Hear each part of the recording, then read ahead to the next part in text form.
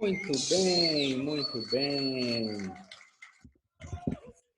Muito bom ter todos vocês aqui essa noite, com a abertura musical de Ivan Lins e companhia, para esse nosso primeiro encontro, esse nosso primeiro papo, primeiro acesso para aquilo que eu desejo que seja uma boa caminhada para todos nós.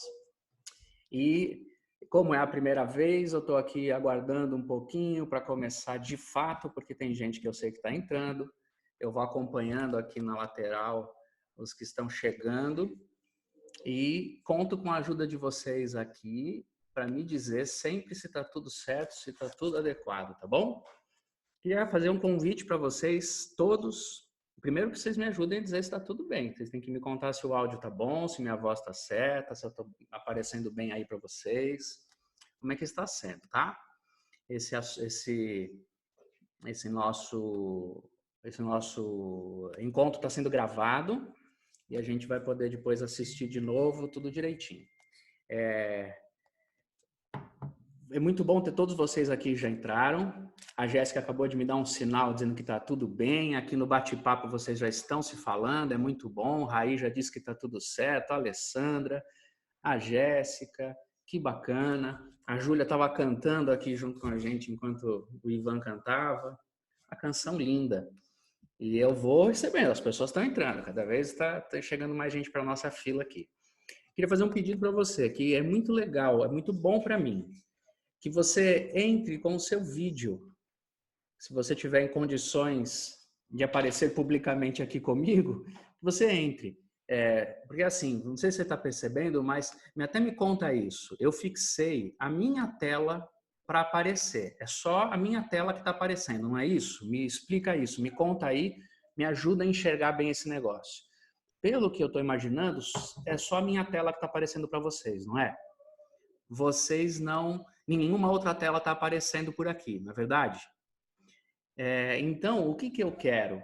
Eu quero pedir para vocês que vocês entrem com vídeo. Eu quero ver vocês. Isso, para mim, ajuda muito. Isso, muito obrigado, Daniela. Agora eu estou gostando de ver todo mundo aqui. Eu vejo vocês, vocês me veem. Então, só me ajuda nisso. Quer ver? Peraí.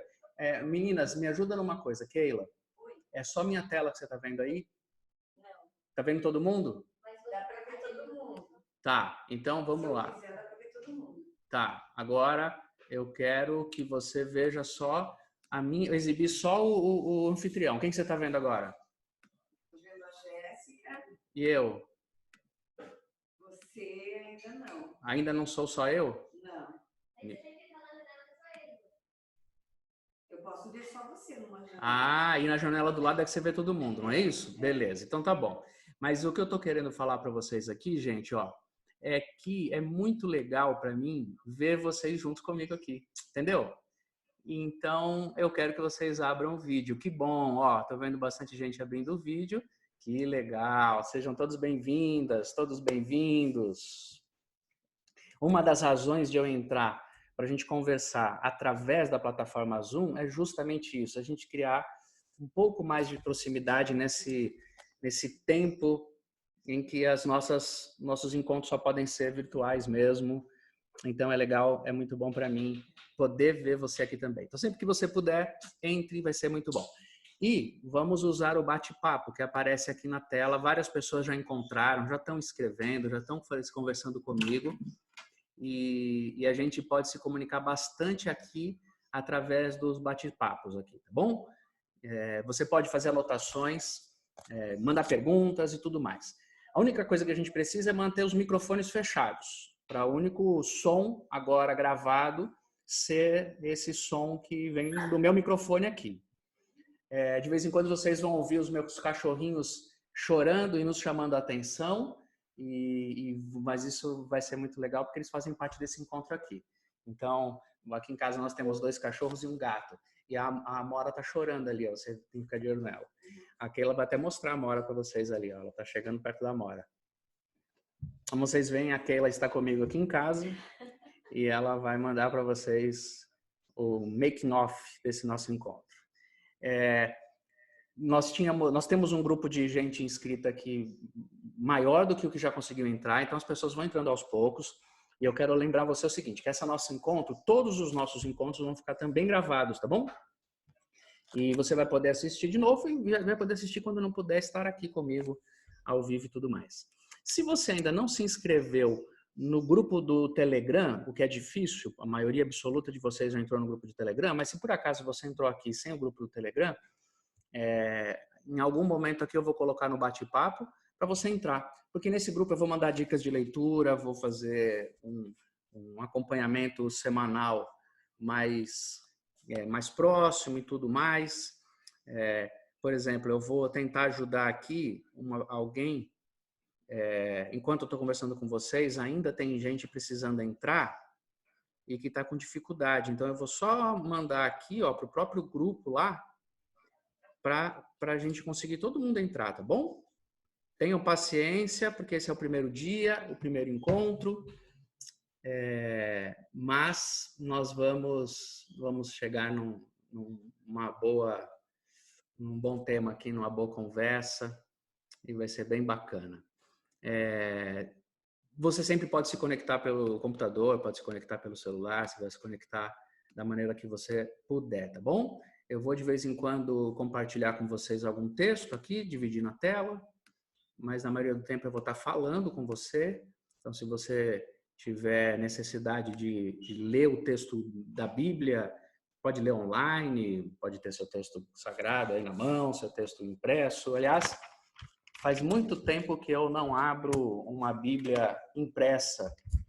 Faz alguns anos já que eu me rendi à tecnologia e uso uma Bíblia digital, que é muito bom, porque está sempre à mão e tudo mais. Mas é gostoso ler.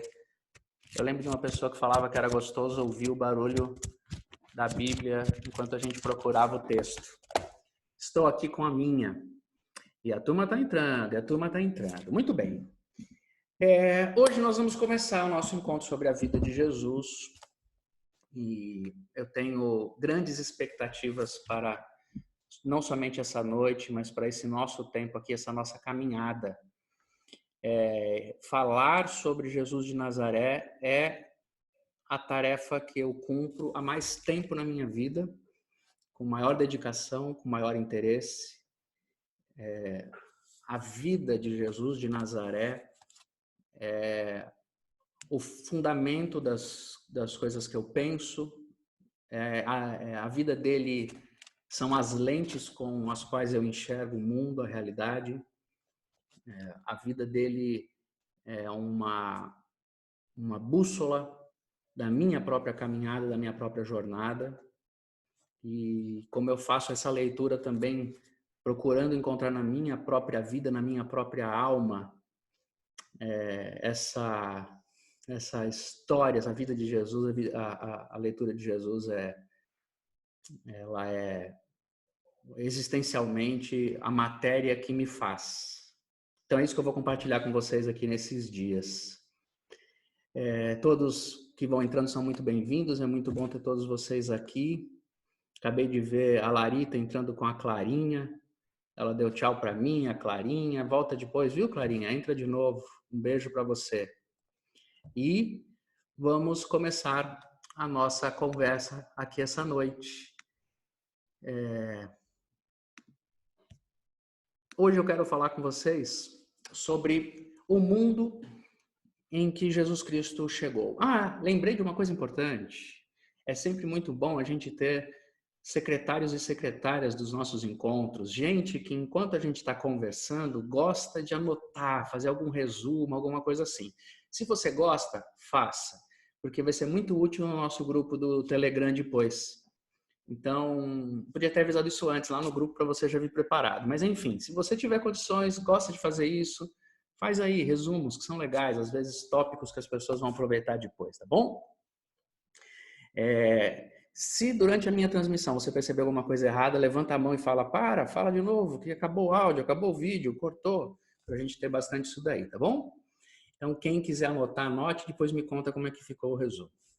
Hoje nós vamos conversar um pouquinho sobre o mundo em que Jesus chegou, como é que funcionava a sociedade em que Jesus chegou, que mundo ele encontrou, quem é esse Jesus, o que historicamente a gente conhece dele, por que é tão importante a gente entender isso, inclusive. Bom, é muito importante a gente entender e lembrar que Jesus Cristo é um judeu.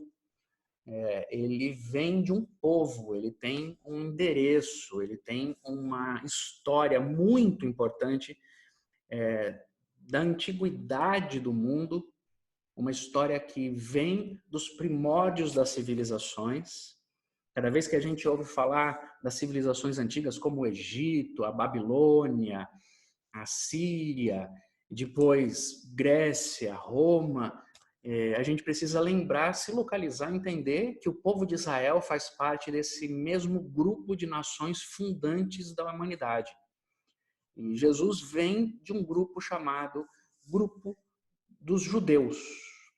Os judeus, eles são uma parte dessa nação maior chamada Israel, uma nação semita que vem do tempo da Babilônia, que foi iniciada por um homem chamado Abraão, que de sua linhagem, da sua genealogia, ele vai dar origem a povos muito numerosos e importantes. Ele vai dar origem ao povo de Israel, que é o povo que a gente mais estuda quando vai para a vida de Jesus de Nazaré, mas ele também dá origem aos povos árabes que vão desenvolver e vão historicamente culminar na construção do islamismo. Então, de Abraão, a gente tem o povo de Israel e o povo judeu, o povo do Islã, os muçulmanos e árabes, e, consequentemente, por causa da linhagem judaica, o que nós conhecemos hoje de cristianismo ocidental. As 3 maiores religiões monoteístas do mundo vêm de um homem chamado Abraão. Essa é a importância histórica daquele senhor e de tudo aquilo que aconteceu ao seu redor. Jesus vem dos judeus. No Antigo Testamento, na Antiguidade, o povo de Israel era um só. Num determinado momento, por causa de conflitos internos e de disputas com outros povos, esse povo foi dividido entre um povo que ficou ao norte do território de Israel, que é chamado dos samaritanos, porque eles estavam, e isso é muito importante, nós vamos ver lá para frente um pouco a importância dos samaritanos, esses povos que ficaram em Samaria, naquela região do norte de Israel, e uma tribo, e 2 tribos menores, um povo menor em número, mas ficou no sul de Israel, que era o lugar mais importante religiosamente para toda a nação de Israel. Era Jerusalém, era onde tinha um templo, o Templo de Salomão, o templo religioso mais importante da antiguidade, especialmente para o povo de Israel.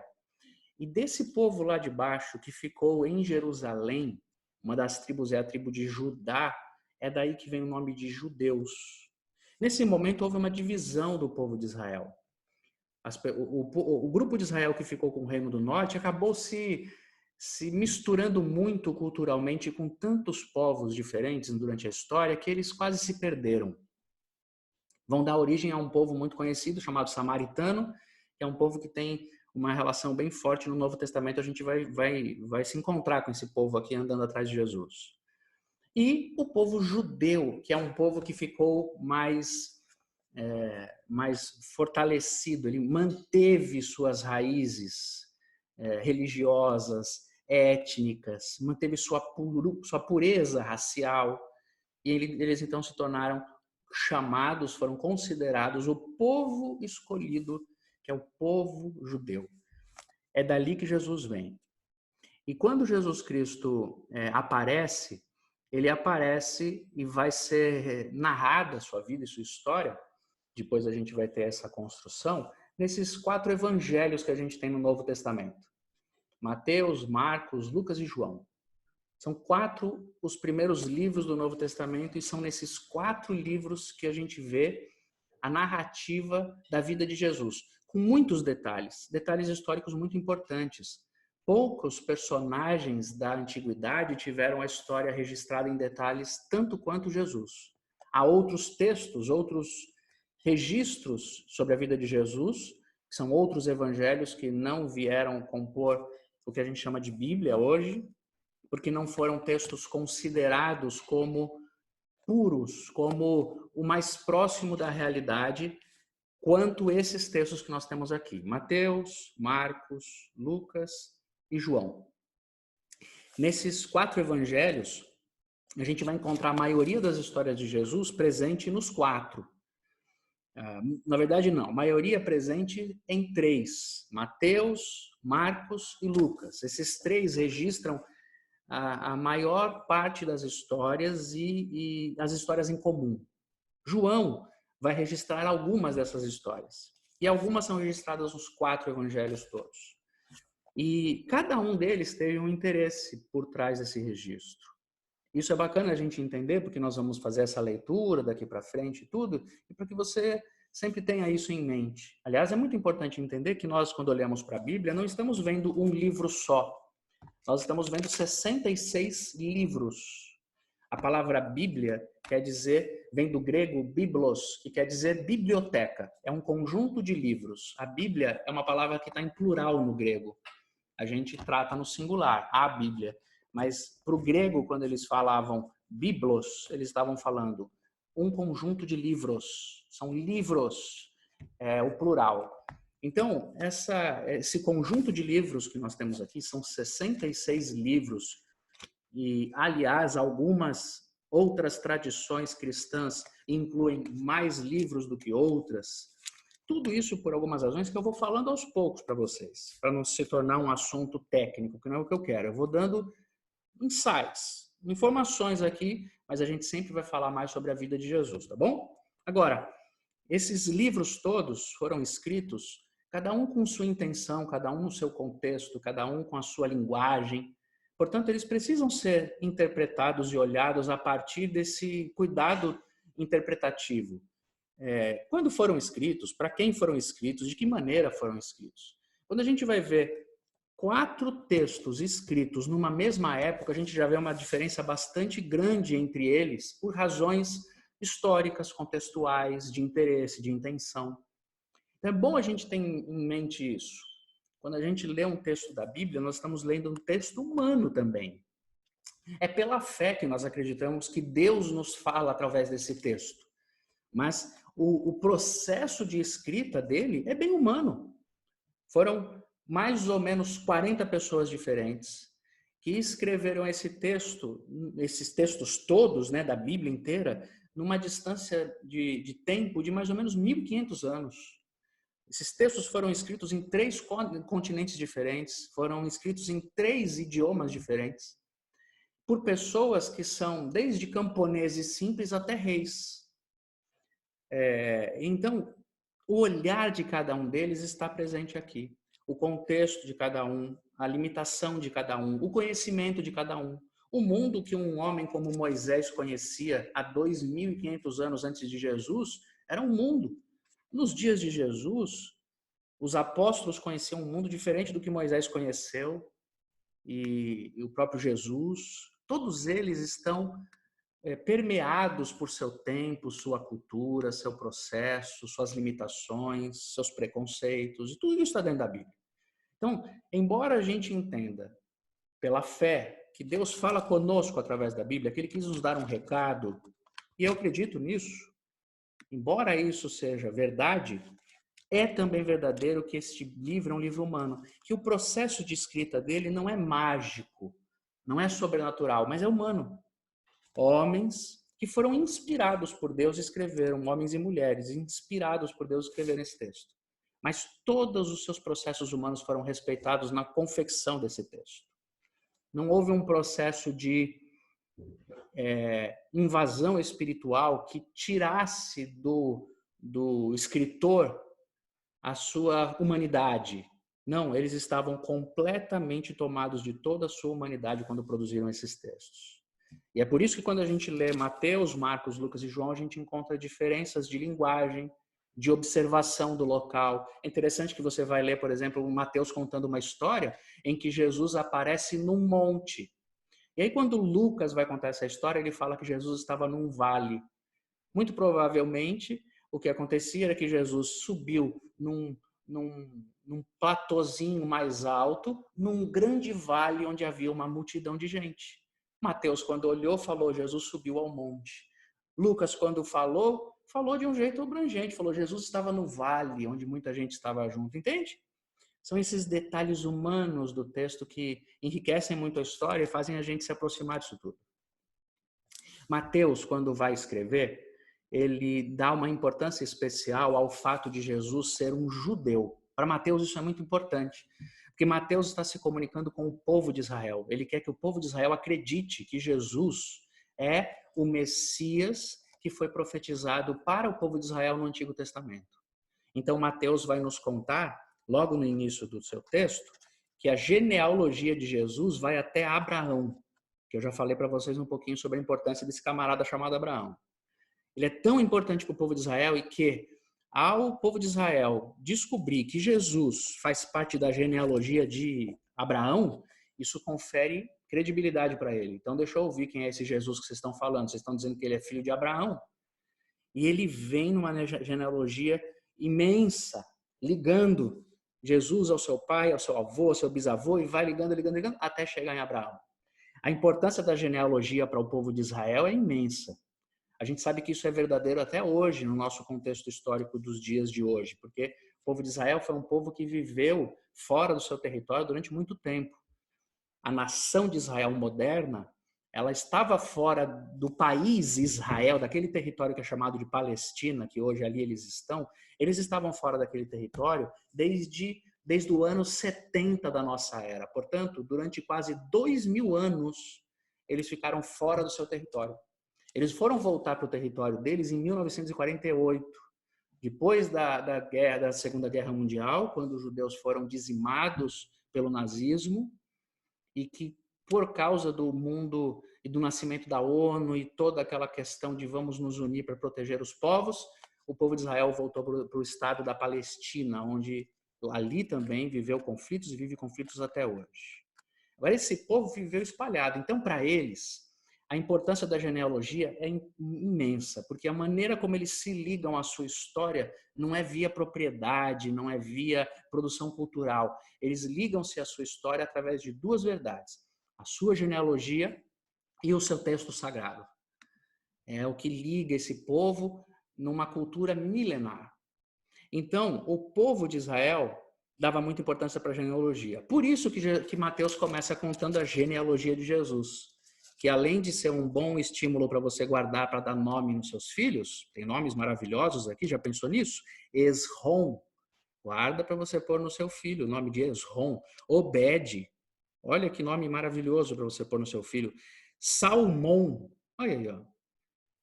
Você pode pôr o nome do seu filho de Aminadab. Pensou você gritando, dando uma bronca no Aminadab? Aminadab, vem aqui já. Como é que vai ser o negócio desse? Aminadab Fluminhan Diniz, vem aqui já. Aminadab Simões Lourenço, venha para cá agora. Aminadab Conejeiro. Quando fala conejeiro aqui nessa casa é porque alguém fez alguma coisa errada. Então, além de você poder ter nomes muito interessantes e curiosos, a importância dessa genealogia é muito grande para o povo de Israel. Mateus, então, quando escreve querendo dizer para aquelas pessoas, Jesus é um judeu. Agora, quando Lucas vai escrever a sua genealogia, porque Lucas também a escreve, ele já está preocupado com outras coisas. Lucas é um médico. Ele é um camarada que conheceu a Jesus e ao cristianismo por orientação de um homem chamado Paulo, um apóstolo. E esses caras, eles não conheceram Jesus fisicamente, eles não viveram junto com Jesus, eles conheceram Jesus depois que Jesus já tinha ressuscitado, ido para o céu e só tinha os seus discípulos na terra.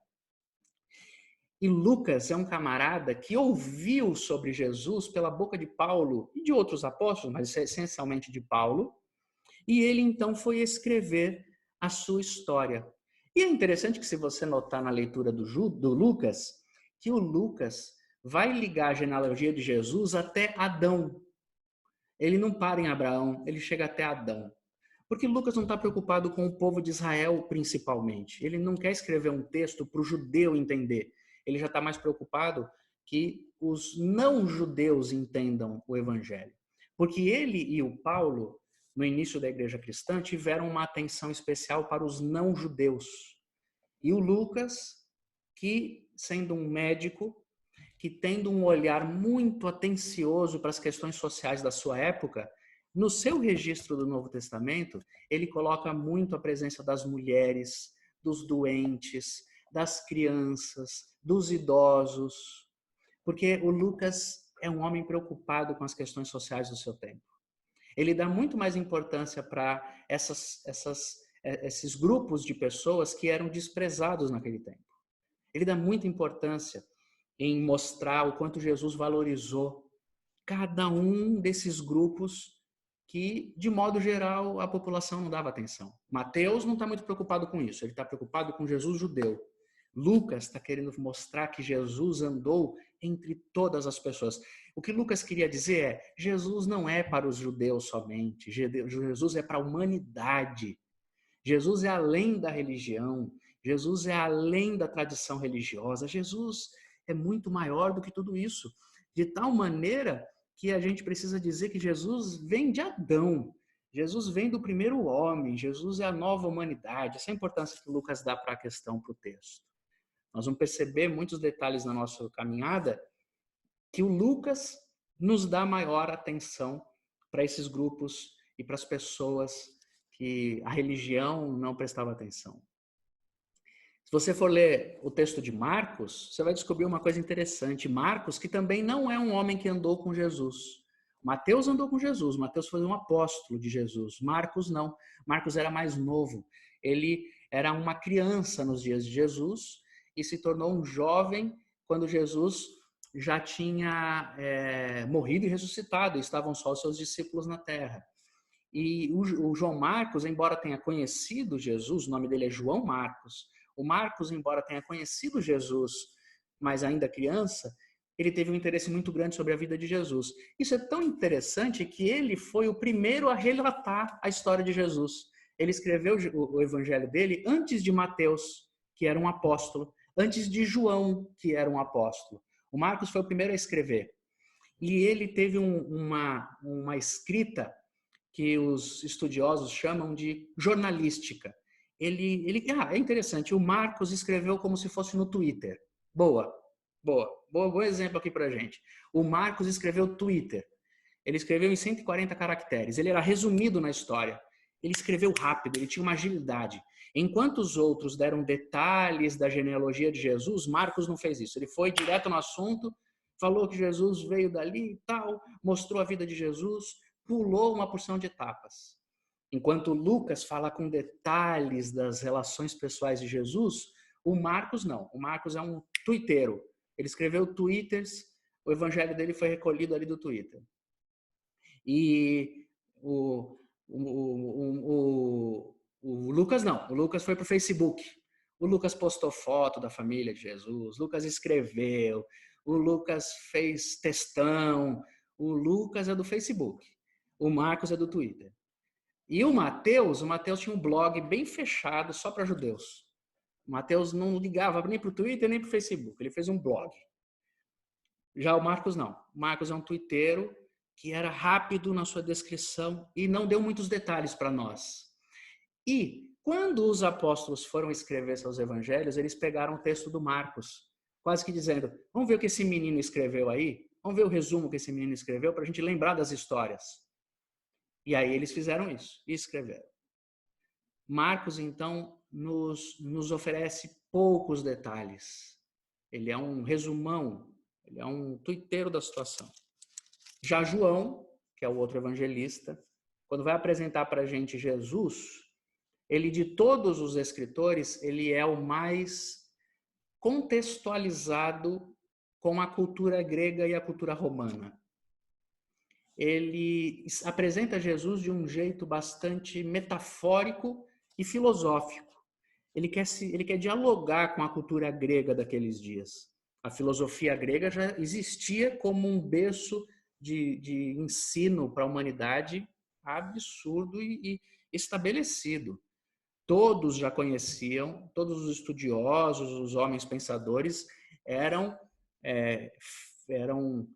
construídos a partir da filosofia grega. Jesus vai nascer no Império Romano, que é a continuação do Império Grego. Então, a filosofia grega era algo que era parte daquela geração.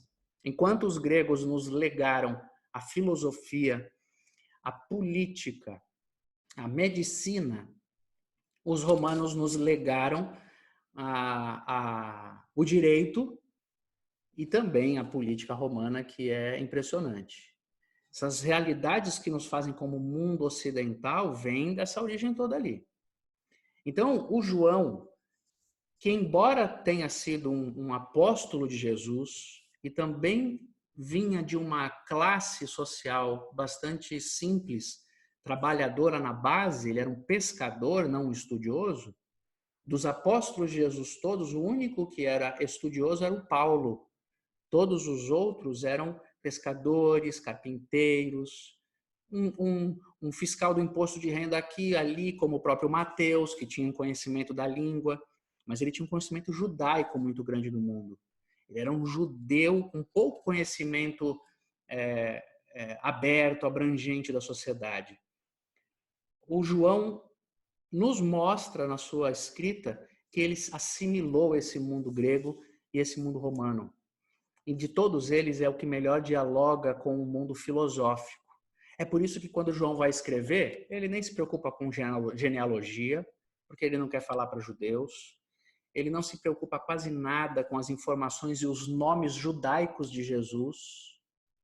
Ele não se preocupa nem em falar que Jesus era Messias logo de cara, nada disso. Porque ele não está preocupado com o povo de Israel, o povo judeu, ele está preocupado com os gregos. E aí a primeira descrição que ele faz de Jesus, ele chama Jesus de Logos. Lá no primeiro capítulo de João, a gente encontra a descrição de que Jesus é o Verbo. Talvez você já tenha lido essa passagem, já tenha ouvido isso em algum culto, alguma missa, algum lugar, que apresenta Jesus como o Logos, é Jesus o Verbo. O Verbo se fez carne e habitou entre nós. Essa tradução que a gente tem no português de o Verbo, ela é uma tradução de uma palavra que era da filosofia grega, que era o Logos, que na compreensão dos gregos, o Logos era a última causa do universo, porque é a primeira causa do universo. Era aquele que não se explica, porque é a origem de todas as coisas. Para os gregos que explicavam o mundo todo a partir do pensamento, eles diziam: existe por trás de tudo que nós conhecemos um Logos, que é a causa que ninguém causou, que é a razão de todas as existências, que é a criação de tudo que nós conhecemos. Aí João, ele é muito audacioso, porque ele fala o seguinte: Jesus é esse Logos que vocês estão dizendo que existe. Ele é. Então, o João já apresenta Jesus como Deus. E vai falando isso direto numa linguagem filosófica. E no decorrer de todo o seu texto, a gente vai encontrar Jesus de maneira metafórica. João fala: Jesus é o pão da vida, Jesus é a luz, Jesus é a água, Jesus é a vida. Jesus, ele está sempre apresentado de uma maneira filosófica, entende? Por isso que é tão gostoso até ler o texto de João, porque ele não nos prende nos pormenores que a religião judaica precisava entender e que a gente, às vezes, lendo, fala: puxa, mas o que tem a ver isso daqui? É tão difícil. E é mesmo, porque tem pouca referência com a nossa vida, porque tem muito a ver com a história dos judeus, com a tradição dos judeus. Agora, o João não. O João fala de uma maneira muito facilitada, filosófica. Ele fala: Jesus se apresenta: eu sou o pão da vida. Quem se alimentar de mim viverá na sua alma. Não tem como não entender. A gente entendeu o que ele quis dizer. Jesus alimenta a nossa alma, sua palavra traz vida para nós, tá certo? É muito simples. É o João, o poder filosófico, o poder de comunicação contextualizado. Esses camaradas escreveram sobre a vida de Jesus e quiseram trazer Jesus num contexto para que a gente entendesse. E hoje a gente está começando a ver isso. E para que a gente perceba a importância e o impacto do que esses homens deixaram para nós e do quanto é importante a gente entender quem é Jesus na nossa história, a gente vai atentar agora para alguns detalhes dessa genealogia que aparece nesses textos, especialmente a do Mateus e a do Lucas, mas aqui a do Mateus aparece de uma maneira muito forte. E eu quero chamar a sua atenção para algo que fala muito sobre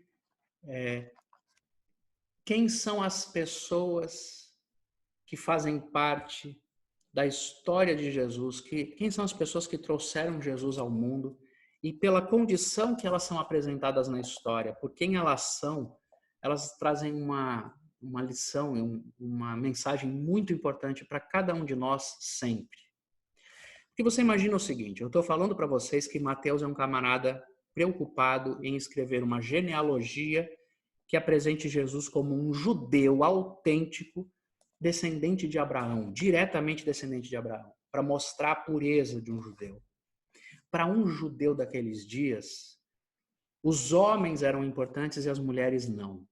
Nós vamos ver muito isso na nossa leitura aqui no Novo Testamento, eu vou mostrar muito isso para vocês. Os homens eram dignos e as mulheres não. As mulheres sempre receberam culpas sociais e religiosas de tudo que acontecia na história. Portanto, é importante que seja um homem apresentado na história. Jesus, um homem. Talvez por isso que Jesus não tenha sido uma mulher. Não sei. Isso não importa. Para eles importa, para nós nada. E eu vou mostrar tudo isso para vocês daqui para frente. Mas Jesus vem numa história para mostrar, impressionar os judeus, para mostrar para eles a sua pureza racial, religiosa, de família, tá certo? Nós sabemos hoje, historicamente, que as mulheres não eram reconhecidas como pessoas da mesma qualidade que os homens. Em contextos que nós vamos ver mais profundamente aqui na nossa leitura daqui para frente, você vai perceber que a mulher era tratada como uma mercadoria, como um objeto do homem. Ela pertencia a um pai, depois pertencia a um marido. Se ela não tivesse pai nem marido, ela não tinha valor algum diante da sociedade. Qualquer outro homem poderia usar uma mulher a seu bel prazer que não tivesse a proteção e a tutela de um pai, de um irmão, ou de um marido, ou de um filho. Ela precisava de uma figura masculina para lhe dar credibilidade e credenciamento. O judaísmo sempre teve um apreço muito grande com a sua própria tradição, a sua própria etnia. Durante muitos momentos da história de Israel no Antigo Testamento, a gente vai ver que aos israelitas era proibido casarem-se com pessoas de outras nacionalidades, homens e mulheres, não era permitido. O israelita sempre foi muito fechado, o israelita tradicional e ortodoxo. Não se podia casar com estrangeiras, com estrangeiros, para que a pureza da raça não fosse diminuída no tempo. Isso é sempre muito importante. E a relação, a atenção com a pureza sexual, por causa da procriação do seu povo, era algo imenso, de maior cuidado. Então, as mulheres tinham que ser tratadas como se a sacralidade da sua existência fosse tanto a sua virgindade como o seu pertencimento a um homem só. Esses aspectos eram muito profundos. Aí, o Mateus começa a escrever um texto para a gente e ele apresenta algumas pessoas que eu quero chamar a sua atenção essa noite aqui nesse nosso encontro e deixar isso para a gente perceber a importância da história de Jesus na nossa vida. Primeiro que ele começa contando para a gente a história de que Jesus é descendente direto de uma mulher chamada Raabe. E dessa Raabe também não nasceu só Jesus, como nasceu Davi, Salomão, os maiores reis da história. Mas nasceu também Jesus. E a Raabe, que aparece em Mateus, capítulo 1, versículo 5, ela é uma mulher estrangeira que morava num território de Jericó, quando o povo de Israel estava saindo do deserto de uma peregrinação de 40 anos, ia passar por Jericó para chegar à terra da Palestina para se estabelecer. E para passar por Jericó precisava vencer aqueles homens que ali estavam e que não queriam que o povo de Israel passasse. E No meio dessa história toda aparece uma mulher chamada Raabe, que ela é uma estrangeira da terra de Jericó e é uma prostituta que num determinado momento da história de Israel ali, ela foi quem protegeu dois enviados do povo de Israel para que eles não fossem descobertos no território de Jericó e fossem mortos. E quem protegeu esses homens foi uma prostituta chamada Raabe. E ela se tornou então uma mulher muito importante, tão importante que quando o povo de Israel entrou no território de Jericó, esse povo de Israel protegeu essa Raabe e a trouxe para dentro da sua convivência. E ela é uma mulher prostituta, uma mulher estrangeira e prostituta, que aparece na genealogia de Jesus. Isso aqui é contra qualquer planejamento de apresentação de Jesus para os judeus. E o Mateus quer deixar bem claro isso, que na genealogia de Jesus existem pessoas que a religião não aceita como pessoas dignas de se apresentarem e de se aproximarem de Jesus. Não tem só a Raabe. Logo depois a gente vai ver que a Raabe vai gerar uma pessoa da sua linhagem direta chamada Ruth.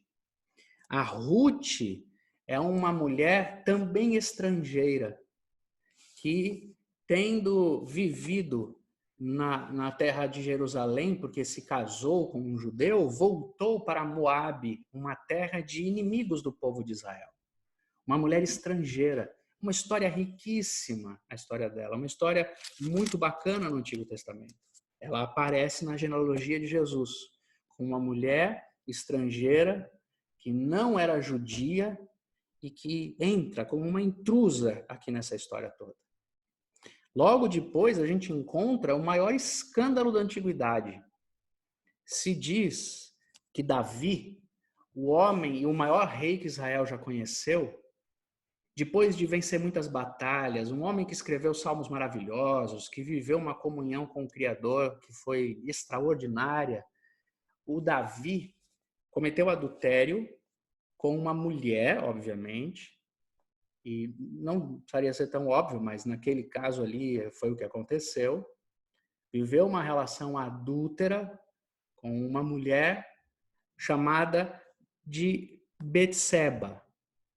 E essa mulher que viveu esse adultério com Davi, que o Davi viveu um relacionamento, uma história, uma novela confusa. Além de cometer esse adultério, ele mandou matar o marido da Batseba, que era casada.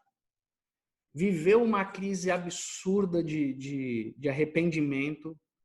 Existem salmos escritos sobre a dor que o Davi viveu depois de cometer esses crimes absurdos de adultério e assassinato. E essa mulher, que foi a adúltera, a mulher usada por Davi, perdeu o marido, e que assassinado pelo próprio Davi, é ela quem vai ser a mãe de Salomão, que vai ser o outro rei, o rei mais rico e mais poderoso de Israel, não mais importante que Davi, apenas porque Davi foi o que mais conquistou território para Israel. Mas nós vamos encontrar essa mulher na história desses grandes homens, mas especialmente aparecendo na linhagem de Jesus Cristo. E a gente vê isso tudo acontecendo até chegar à história da Maria, a mãe de Jesus, que viveu uma concepção, né, uma história de gestação absolutamente fora do comum, que teve que explicar para as pessoas da sua sociedade que não tinha adulterado contra o seu noivo, contra o José. Nós vamos ver sobre isso mais para frente bastante.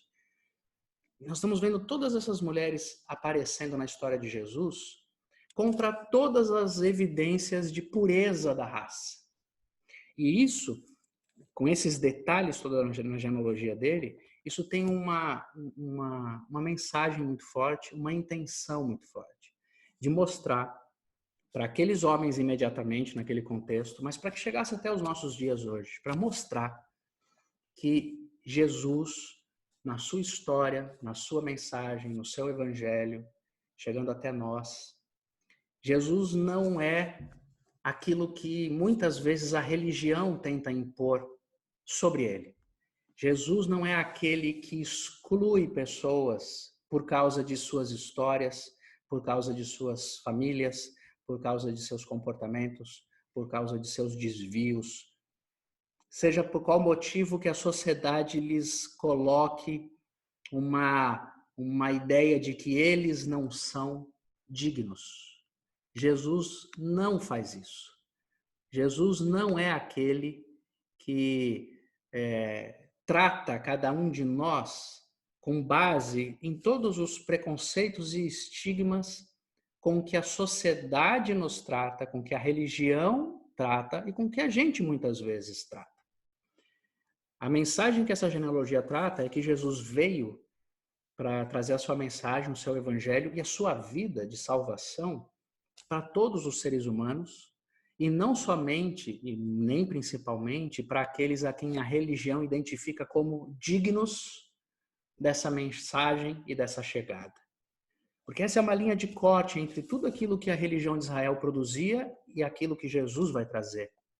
Até então, toda a religião era construída baseada na ideia do mérito. Algumas pessoas merecem a Deus, merecem estar mais próximas de Deus, merecem a bondade de Deus, merecem conhecer a Deus.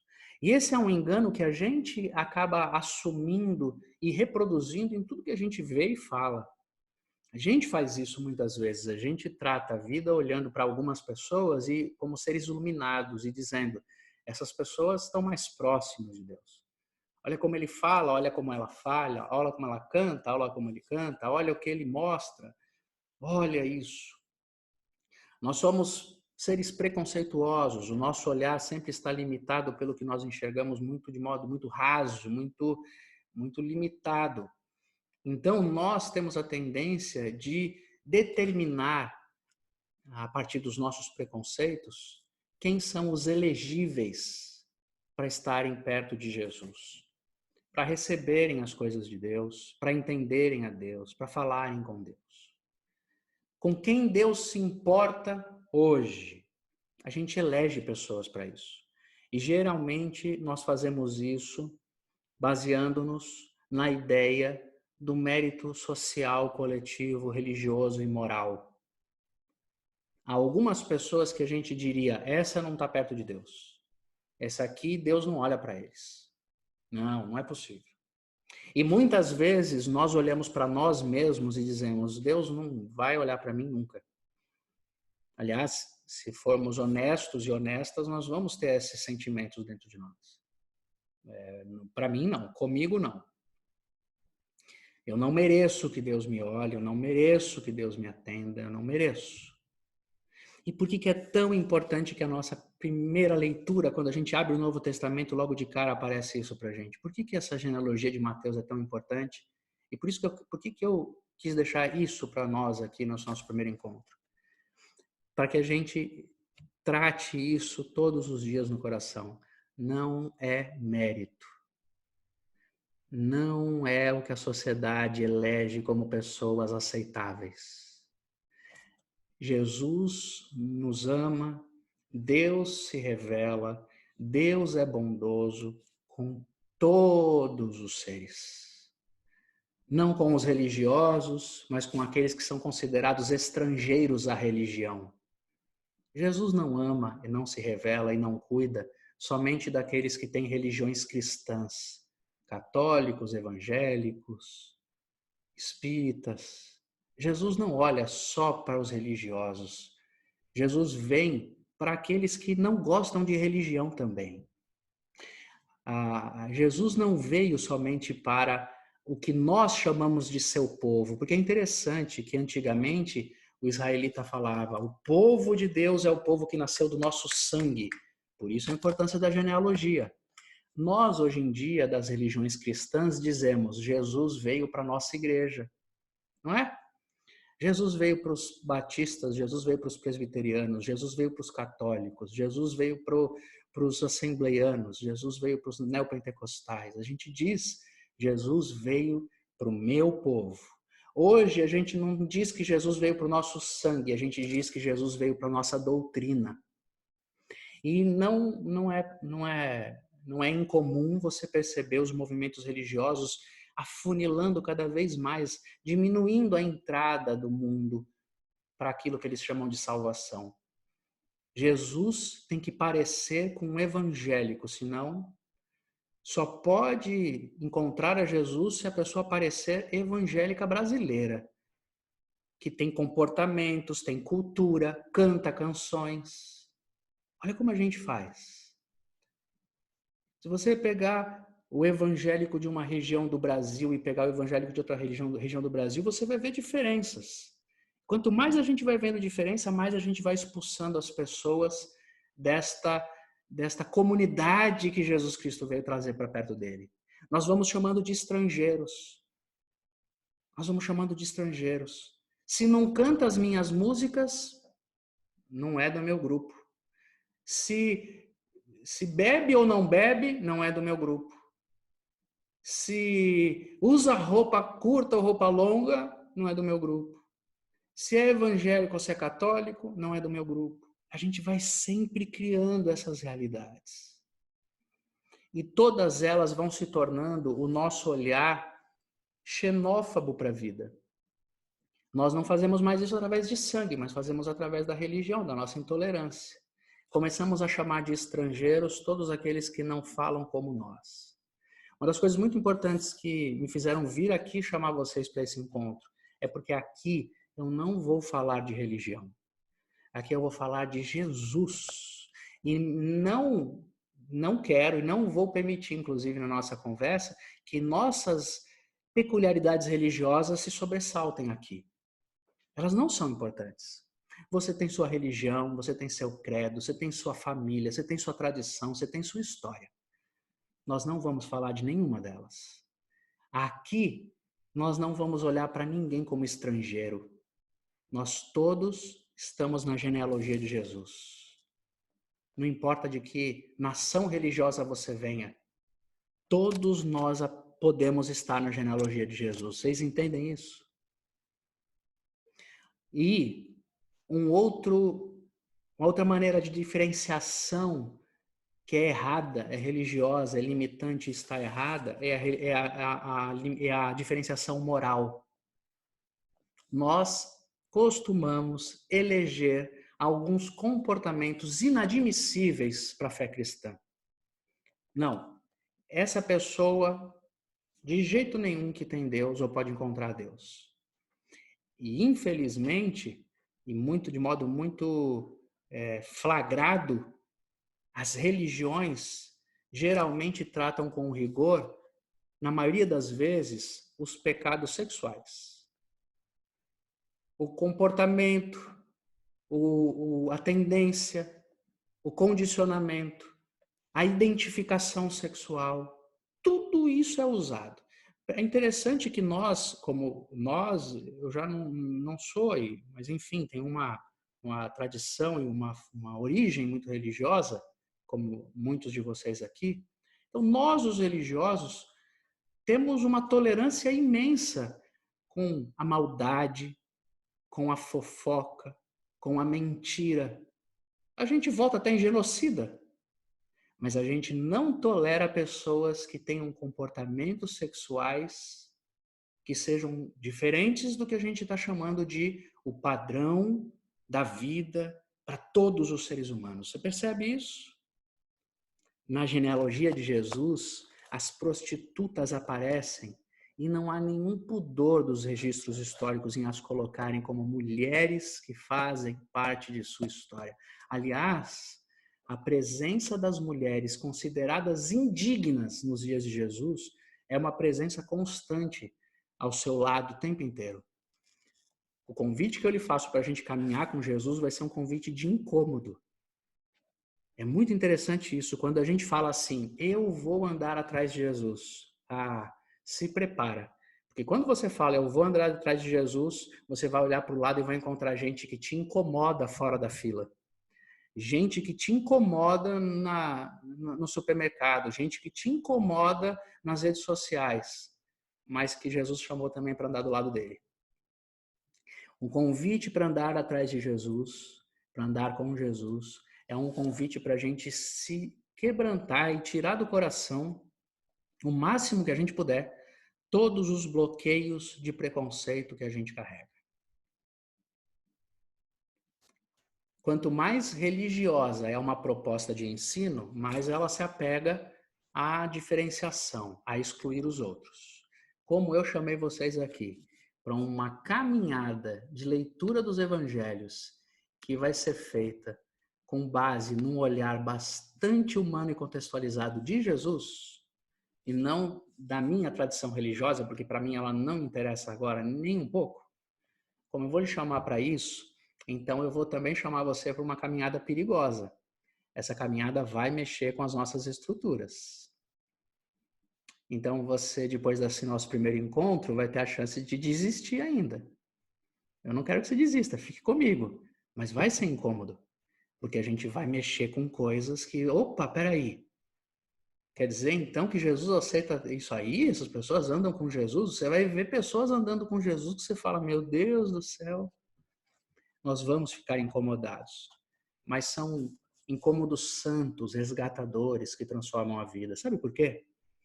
Porque se eu continuar olhando para um monte de pessoas e um monte de grupo de pessoas como gente que não é elegível para a graça de Deus, no fundo, eu, ao me olhar, também vou me olhar com esse mesmo rigor. A não ser que eu seja um hipócrita, um religioso mentiroso, que tem muita gente assim. Mas eu não acho que você que veio para cá é assim. Eu acho que a maioria de vocês que eu conheço, eu sei que não é. A gente veio para cá porque a gente quer conhecer Jesus.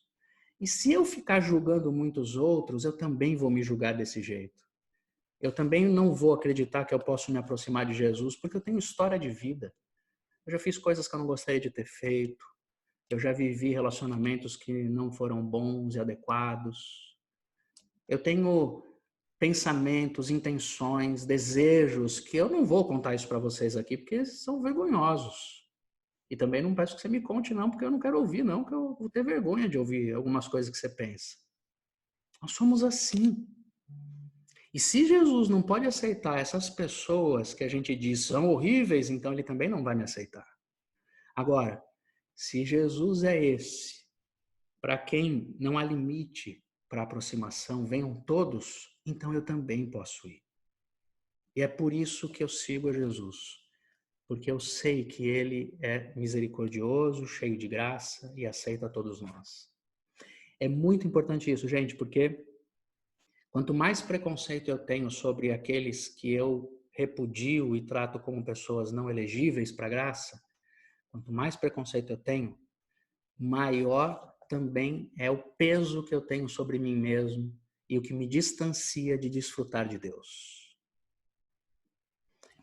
Quero encaminhar para um momento mais prático aqui nosso, dizendo assim para você. Se você em algum momento já sentiu e pensou assim, eu não sou digna de orar a Deus, eu não sou digno de rezar sozinho.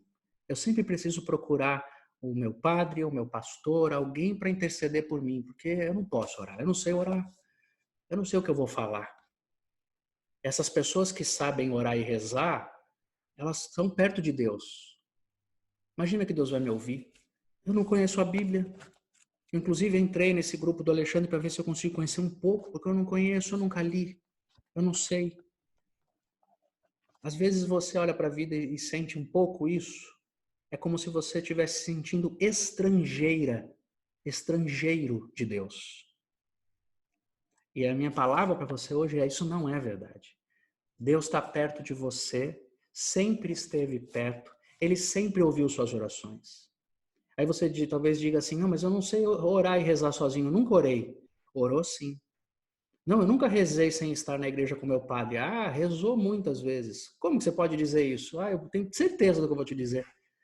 O seu silêncio angustiante foi oração. Suas lágrimas silentes foram oração. O seu grito desesperado foi oração. Deus sempre ouviu você. Quando você estava vivendo momentos da sua vida que eram, aos seus olhos, vergonhosos e que você dizia, eu estou longe de Deus demais, eu nunca estive tão longe de Deus, eu quero lhe dizer, Deus nunca esteve tão perto de você.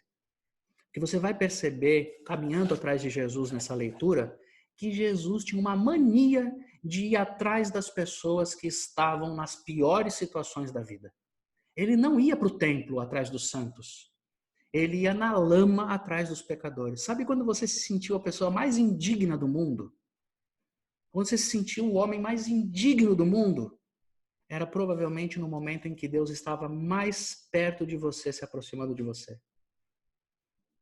É quando a gente mais precisa que Deus está perto da gente. É quando a gente se sente mais indigno que Ele está perto da gente. Percebe o impacto disso que eu estou falando? E compreende que a gente, pela religião, entende diferente disso? Você entende o que eu estou falando? A religião vive ensinando pra gente que a gente tem que estar limpinho, arrumadinho, bonitinho, que tem que ter o texto decorado, que tem que saber fazer a oração, saber fazer a reza. Não é verdade? E que a gente se sente horrível porque nunca consegue entender a Bíblia como os outros entendem. Nunca consegue ler a Bíblia inteira porque a Bíblia é um livro chato e difícil. E é mesmo! A Bíblia é um livro terrivelmente chato. Se a gente não fizer a leitura do jeito adequado, ela é terrível. Genealogia, o que eu vou ganhar com isso? Só por nome e filho mesmo. Não tem outra coisa. Sabe quando a gente fala e olha assim e diz, eu não consigo, a gente nunca vai conseguir chegar no padrão da religião. Nunca. Eu nunca vou conseguir conhecer a Bíblia como todo mundo diz que eu tenho que conhecer. Eu nunca vou conseguir fazer uma reza e uma oração bonitas como o meu padre e o meu pastor fazem. Eu nunca vou conseguir ter um coração tão bonito e um sorriso tão bonito como os diáconos e as diaconisas e os presbíteros e presbíteras da minha igreja têm. Eu olho para aquelas pessoas e digo, como eu queria ter uma família como tem o diácono da minha paróquia. Nossa, a família dele é tão bonita, eu queria tanto uma família como aquela. Quando eles chegam na igreja, eu olho para eles, estão sempre sorrindo, os filhos arrumados, bem bonitinhos, educados. Nossa, como aquelas crianças se comportam quando estão na missa, como aquelas crianças se comportam quando estão na igreja. Aí eu olho para minha família e falo, meu Deus do céu, nunca vai ser, nunca vai dar, não vai ter jeito. Isso não é verdade. Não é verdade, em primeiro lugar, porque não existe família de Doriana na religião. Quanto mais uma família se esforça para performar um comportamento justo, mais problemas elas têm. Quanto mais uma pessoa quer se mostrar religiosa, mais gravidades e angústias ela carrega. Pode ter certeza disso. Quanto mais uma pessoa usa o nome de Deus para assumir sua própria vida, menos de Deus ela tem em si mesma. Quanto mais um ser humano olha para si mesmo e diz, eu não tenho a família perfeita. Eu não conheço a Bíblia como eu gostaria de conhecer. Eu não sei fazer orações bonitas. Quanto mais um ser humano se dá conta disso e entende isso, mais próximo de Jesus ele está. A minha palavra para vocês e para nós todos nessa noite, nosso primeiro encontro é essa. Trate o seu coração com o Evangelho de Jesus enquanto a gente caminhar aqui.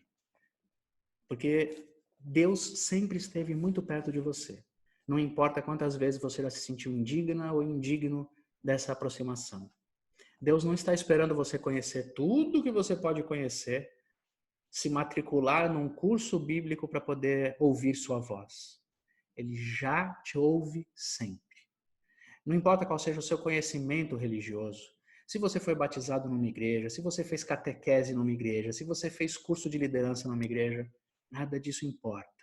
Estudo é importante em algum nível, mas não no nível fundamental.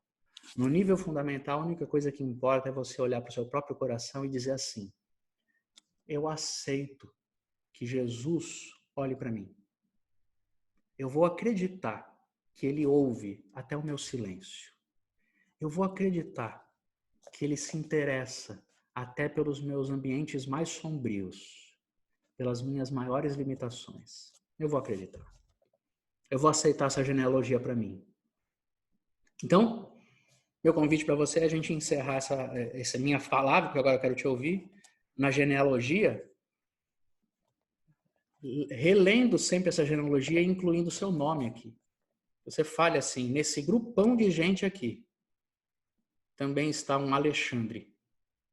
Pecador, falho, com a família falha, com problemas, com cansaços, com desânimos, com angústias, com depressão. Esse Alexandre está aqui. E Jesus o chama de família. Você está aqui. Você é assim.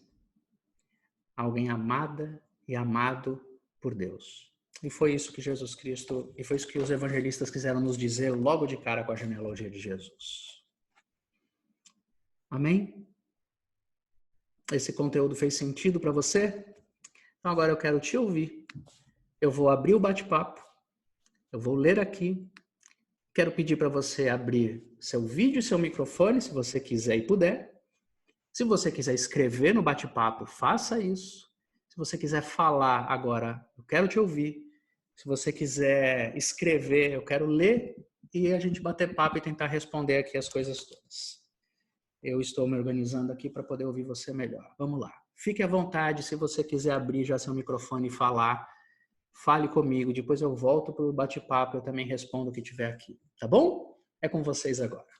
Muito obrigado por terem ficado comigo nesse tempo.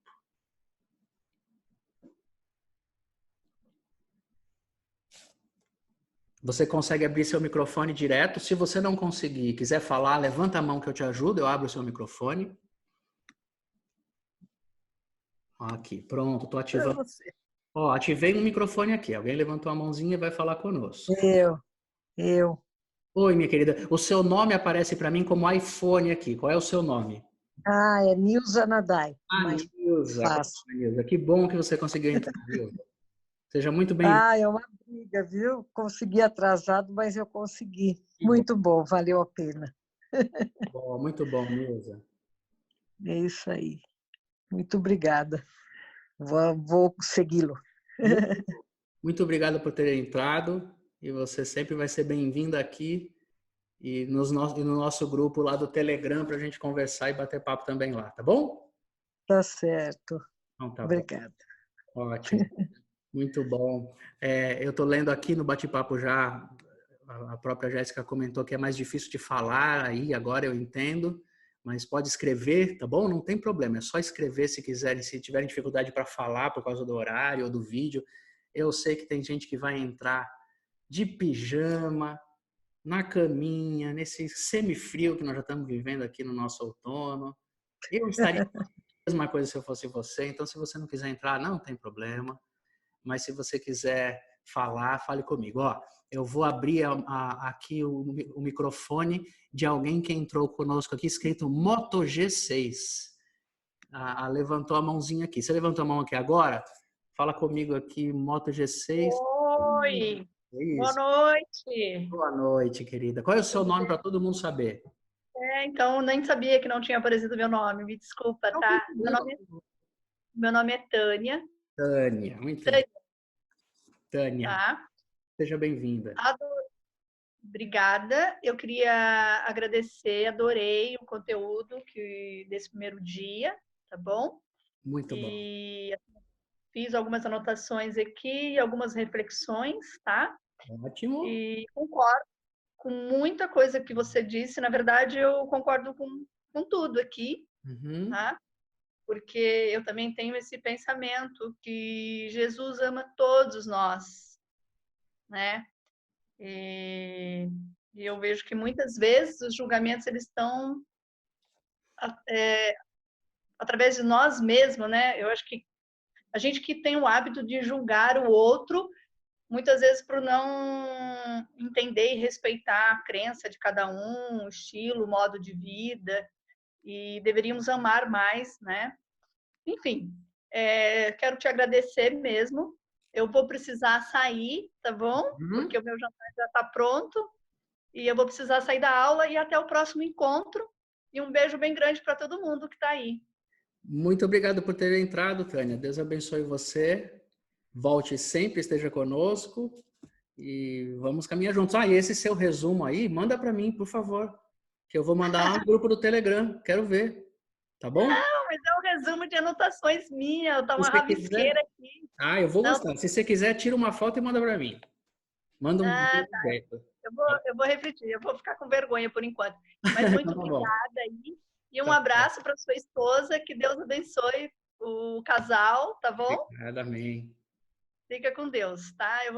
Como é que eu faço para sair? Porque a primeira vez que eu entro, Da sua tela aí tem uma maneira de você sair, mas olha, eu consigo também tirar você agora se você quiser ajuda. Mas aí na sua tela, no seu celular, você vai encontrar um botãozinho para sair do vídeo, tá bom? Tá, eu vou fazer aqui então. É porque eu não quero ser mal educada, Não, né? Então, tranquilo. por isso que eu perguntei como eu faço para sair. Tá Então jóia. tá, tchau. Tchau, Até querido. mais. Até. Aliás, aproveitando isso, gente, sempre que você precisar sair após a nossa conversa aqui, antes das perguntas, fique à vontade, tá bom? Dá um tchauzinho e você pode sair, não tem constrangimento, não tem problema algum, legal? Alexandre, eu não consegui sair. Você me tira, por favor? Eu tiro você. Vamos ver aqui, ó. Eu aprendo. Tchau, Tânia. Até mais. Tchau. Obrigada. Tchau. Pronto. Se alguém precisar de ajuda para sair também, eu posso ajudar. Mas vamos lá. Quem mais gostaria de falar?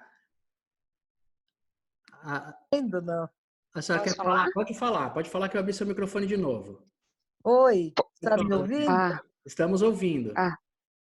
Então, eu também não sei como é que eu vou sair. A senhora já está querendo sair agora?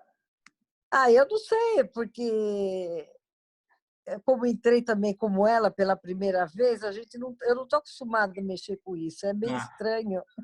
Não tem problema. Eu posso dar tchau agora ou daqui a pouco, a hora que eu encerrar a reunião, todo mundo vai sair automaticamente. Então tá bom. Você quer esperar um pouquinho ou precisa sair agora? Pode esperar? Posso esperar. Então tá bom. Assim fico ouvindo. Maravilha. Quem mais gostaria aí de falar ou perguntar? Pode me dar um sinal. Eu queria falar. Ótimo. Ótimo, Thaís. É isso? Isso. Ótimo, seu nome é Isso. Fale conosco, Thaís. Boa noite. Boa noite. Obrigada. Boa noite, Alexandre. Tudo bem? Tudo bem, querida. Nossa, estou muito feliz de estar aqui hoje. Muito, muito, viu? Gostei muito do conteúdo, da profundidade, principalmente.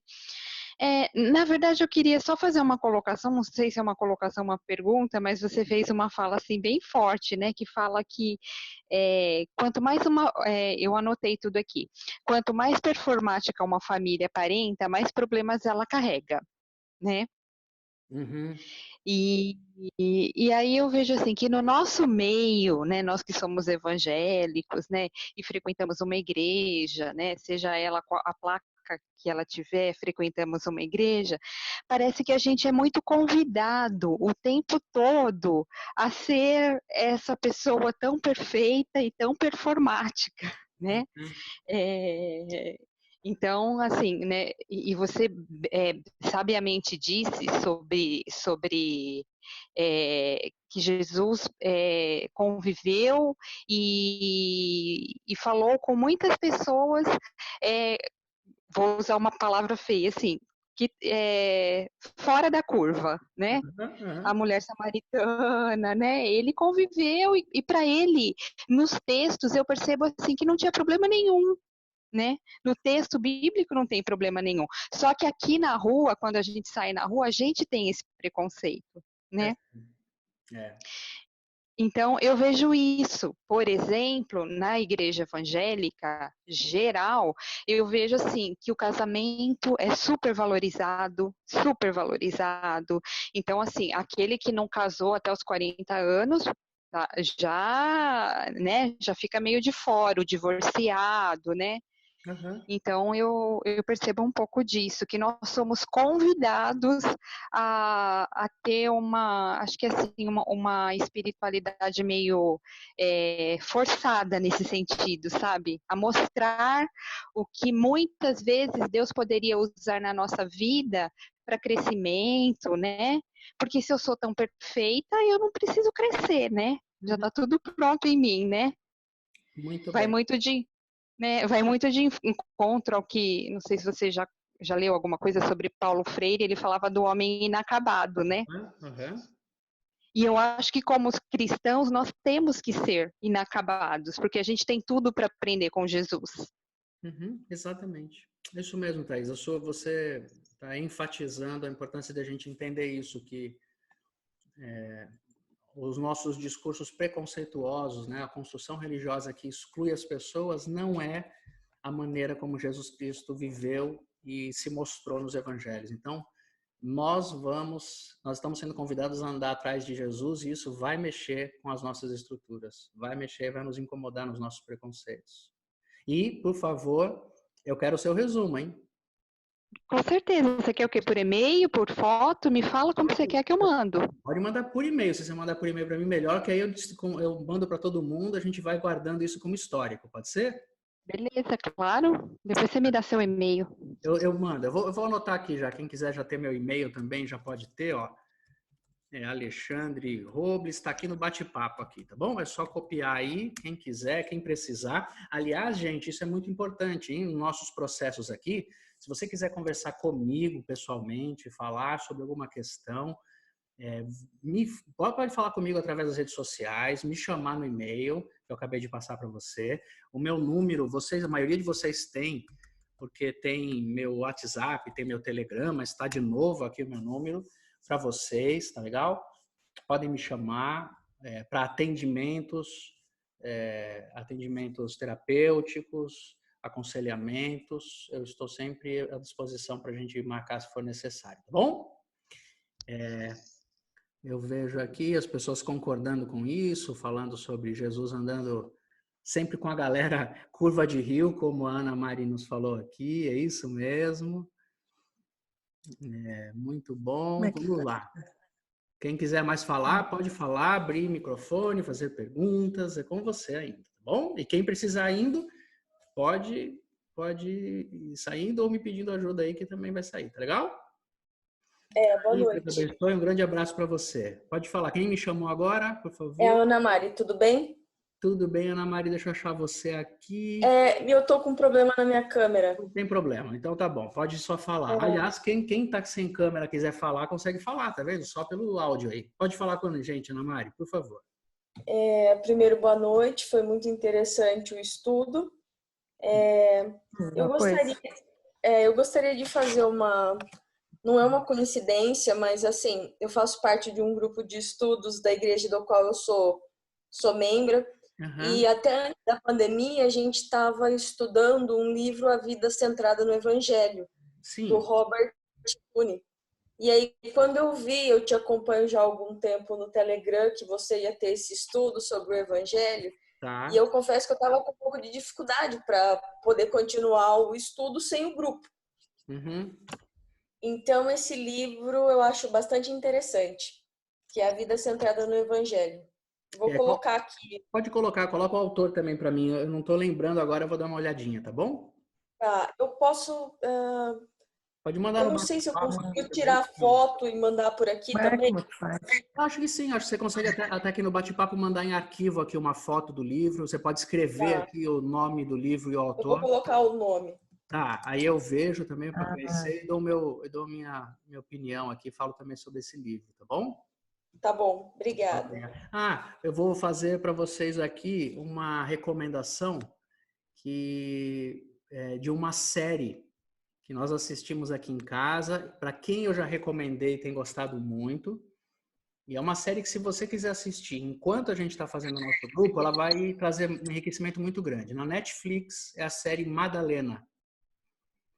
É uma série longa, mas extraordinária. É uma ficção baseada na vida de Maria Madalena. E, portanto, tem muita história que não é historicamente bíblica, né? Não está comprovada. É um romance, é muito interessante. Mas eu costumo dizer que de tudo que eu já assisti até hoje na minha vida, de cinema, série, seja o que for, sobre os dias de Jesus, essa série é a mais rica em contexto histórico. Ou seja, o jeito com que aqueles caras se casam, o jeito com que eles trabalham, a maneira como eles se relacionam, aquilo é muito histórico, é muito próximo do que era na Bíblia. É uma série fantástica. Ó, a Jéssica falou que começou a assistir. Teve mais gente aqui que... A Larita, que teve que sair já, é uma pessoa que também começou a assistir, me contou. Aqui em casa a gente já assistiu. Eu estou assistindo de novo, inclusive agora enquanto falo para vocês. Eu recomendo. Madalena, da Netflix. Vale muito a pena. Vou pegar, vou fazer. Pode assistir que você vai gostar. Tenho certeza. Quem me chamou agora, levanta a mão de novo só para eu saber quem está me chamando. Quem falou, Alexandre, aqui? A Graciele? Eu, quer falar? Isso, Oi, isso, Graciele. sou Depois a Grace, Eli, boa tá bom? noite. Depois vai ser a Eli. Vai lá, Graciele, fale conosco. Eli, furei sua fila, desculpa. Não tem problema. Eu vou você primeiro, vamos lá. Alexandre, sobre o estudo da Bíblia, você comentou, eu faço parte da turma aí que não tem muito aprofundamento, mas uma pessoa me falou que quando não se conhece da Bíblia é bom começar pelo Novo Testamento. Você concorda? E por que teria essa ordem assim? Eu concordo. Como, por exemplo, aqui hoje, nesses dias, nós vamos andar pelos 4 evangelhos, né? Sim. E para ler a Bíblia, eu também concordo que um bom jeito de começar é pelos evangelhos. Por quê? Porque, assim, isso de acordo com nosso olhar para a Bíblia, nossa fé para a Bíblia, né? Eu entendo que na Bíblia a história principal é a história de Jesus. E que todos os outros livros da Bíblia estão ligados a Jesus.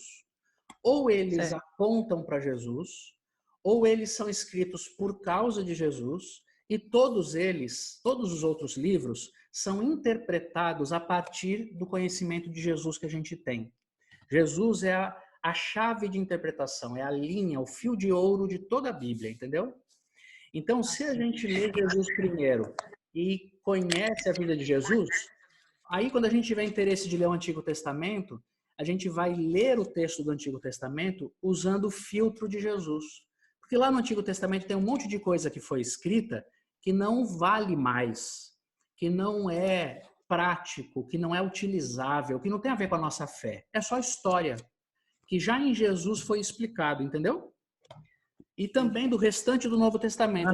São de coisas que não são para nós, para os nossos dias, porque tem um contexto histórico, tem a ver com aquele povo, que tem a ver com os dias de Jesus. E o próprio Jesus explica tudo isso.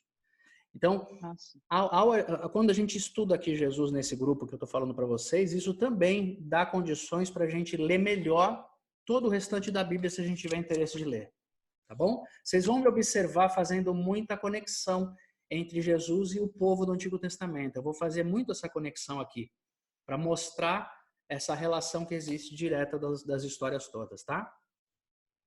Obrigada, boa noite. Boa noite, querida.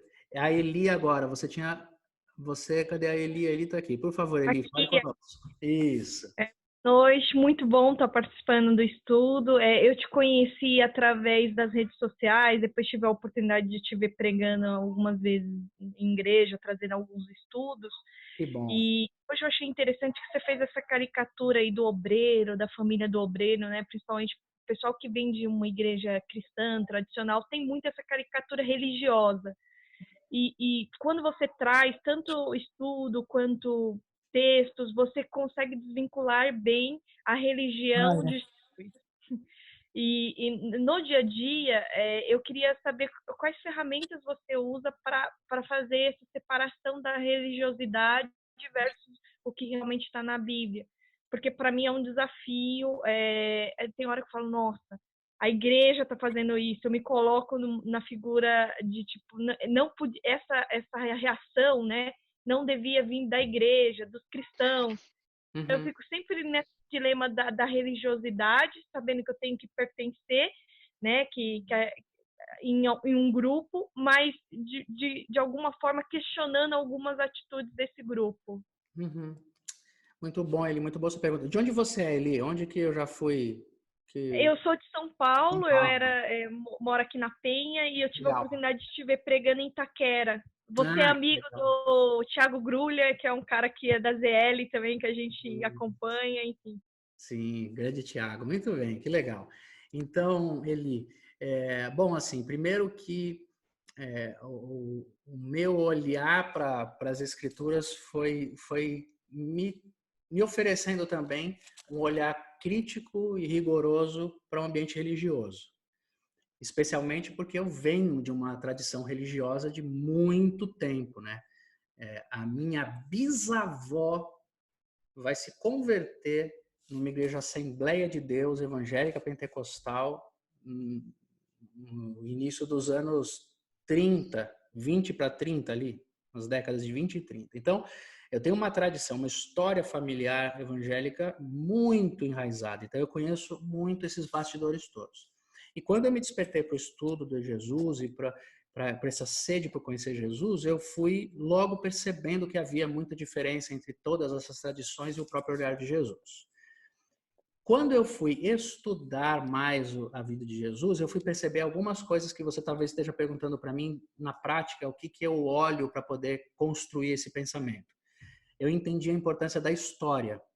Conhecer história ajuda muito a gente a entender quem foi e por que Jesus falou o que ele falou. História mesmo. Então, entender a história da antiguidade, a história grega, a história romana, a história dos judeus, a história do mundo, a história da igreja, a história da sociedade ocidental, a história da Revolução Industrial, a história da Reforma Protestante, história. Eu fui um pesquisador, eu gosto muito de história e fui pesquisar. Então, muito do que eu falo de Jesus está ancorado no contexto. Eu comecei a entender por que Jesus usou tal expressão, por que ele tratou a mulher daquele jeito, por que ele fez aquela história acontecer naquele lugar. Tem muita importância histórica disso tudo. Esse é um assunto que me atraiu sempre muito e eu estudei. Um outro tema que me atraiu naturalmente também e que eu aliei para minha leitura bíblica é a psicanálise, é o estudo da alma. Então, eu sempre fui um estudioso. Hoje eu estou me dedicando à psicanálise, eu estou terminando minha formação em psicanálise para poder atender profissionalmente como psicanalista também. Então, eu tenho esse interesse, esse olhar para a alma humana. E aí eu consegui perceber muito na leitura do Evangelho que Jesus não se preocupava com as estruturas físicas, com as estruturas sociais, com as estruturas de pensamento, mas com a alma. Ele se preocupa com o ser humano, ele fala sobre a alma humana. E isso foi tomando conta do meu coração cada dia mais. Assim, de maneira prática, essas coisas me guiaram. Existem algumas leituras que me foram muito importantes. Por exemplo, uma leitura fundamental para mim foi um livro que ainda tem edições dele, mas a internet acha ele facilmente, que é a Vida Diária nos Tempos de Jesus. Esse é o nome do livro. Se alguém puder, enquanto eu falo aqui, escrever no bate-papo que eu estou falando, é só para a gente registrar. A Vida Diária nos Tempos de Jesus. Esse é um livro ali que é fundamental para a gente conhecer o contexto da vida de Jesus. Ele ajuda muito a gente a interpretar a Bíblia, entendeu? Perceber essas religiosidades todas que ficaram caducas e que atrapalharam demais a vida. Então, esse livro, A Vida Diária nos Tempos de Jesus. Alguém poderia escrever para mim aqui no bate-papo. E, por exemplo, eu acho que vale a pena muito esse tipo de indicação, como eu falei hoje, dessa série da Maria Madalena. Se alguém quiser conhecer mais a história contextual de Jesus, assista essa série. Converse comigo, pergunte depois, tire dúvidas, que é fantástica. É uma maneira prática de a gente lidar com isso tudo. E o distanciamento da burocracia religiosa, né?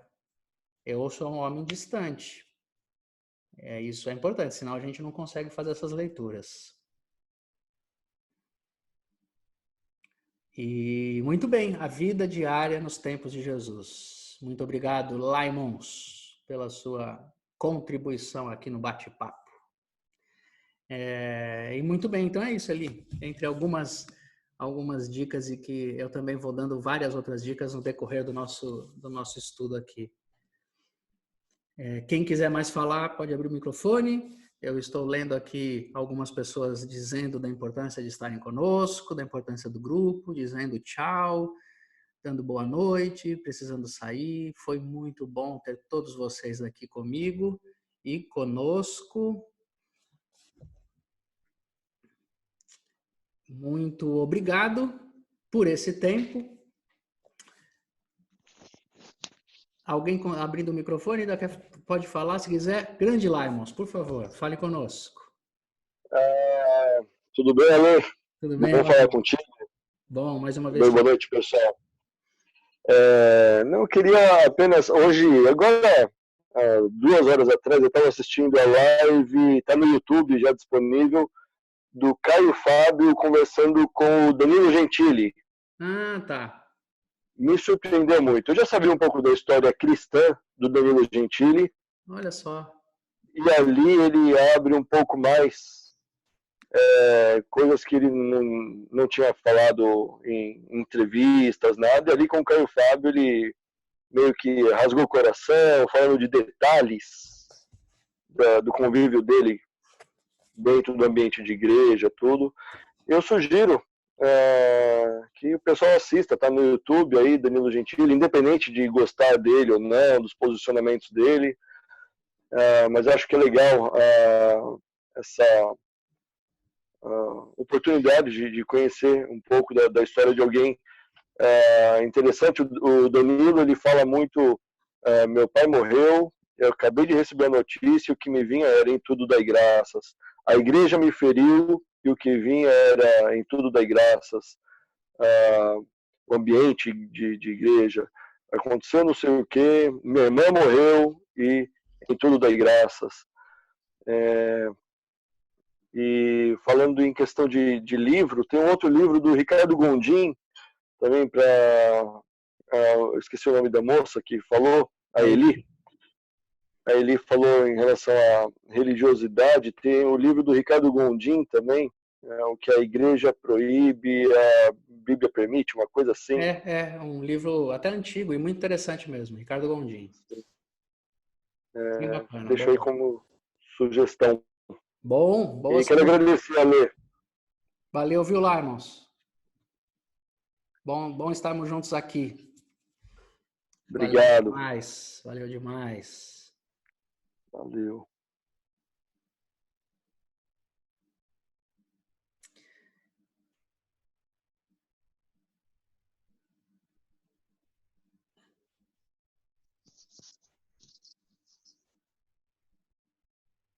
É isso, gente. Muito bom ter vocês aqui. Fiquem sempre à vontade para escrever, falar comigo diretamente. Estou à disposição. Nós vamos nos falando até semana que vem. Convide outras pessoas. Esse link da gravação de hoje vai amanhã para o ar. Eu mando para vocês. Vocês podem mandar para alguém. Convidar para estarem conosco na semana que vem, tá bom? Muito obrigado por esse tempo. Deus abençoe todos vocês. Paz e bem. Contem comigo e até semana que vem. Até breve. Tchau, tchau. Amém. Tchau. Tchau, tchau.